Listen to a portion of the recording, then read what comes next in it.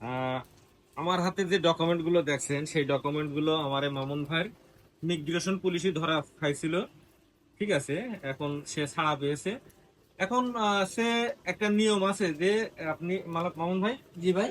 একটা নিয়ম আছে যে আপনি ধরেন আপনার 6 মাস জেল হইলো, জি ঠিক আছে, যে জি আপনি জরিমানা দিয়ে আপনি জেল না খেটে দেশে চলে যেতে পারবেন। জি। এর নিয়মটা কি আসলে? বা আপনার এই যে বলে যে 30 রিঙ্গিত করে জরিমানা, মানে আসলে সত্যতাটা কি?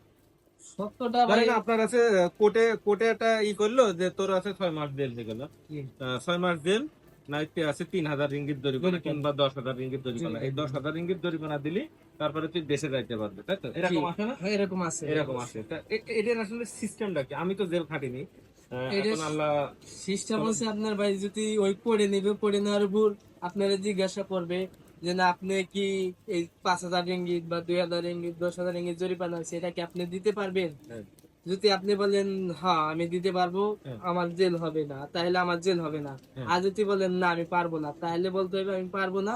তাহলে ওই অনুযায়ী এই দেশের আইন অনুযায়ী আপনার একটা জেল দিয়ে দিব 6 মাস, 4 মাস, 10 মাস। এইভাবে আপনার একটা জেল দিব, জেল শেষে আপনার আবার পুরোনো ক্যাম্পে পাঠাইবে। ক্যাম্পে থেকে আপনার টিকিট যদি দেয়, হুম। যেদিন আপনার টিকিট দিবে আপনার ফ্যামিলি থেকে বা আত্মীয় স্বজন ভাই বেড়াদার যেই হোক, তখন আপনার টিকিটের টাকা দিয়ে এলে তারা টিকিট কেটে ফেলাই করে দিবে।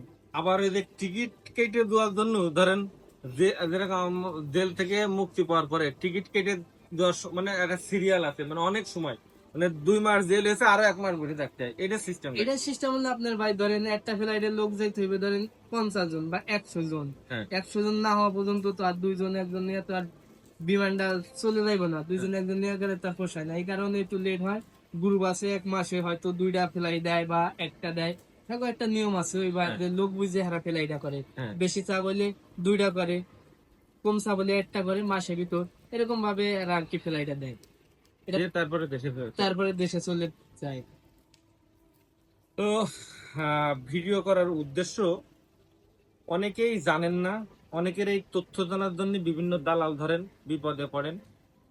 আমি এই বিপদ থেকে রক্ষা করার জন্য, উদ্ধার করার জন্য ভিডিও তৈরি করছি।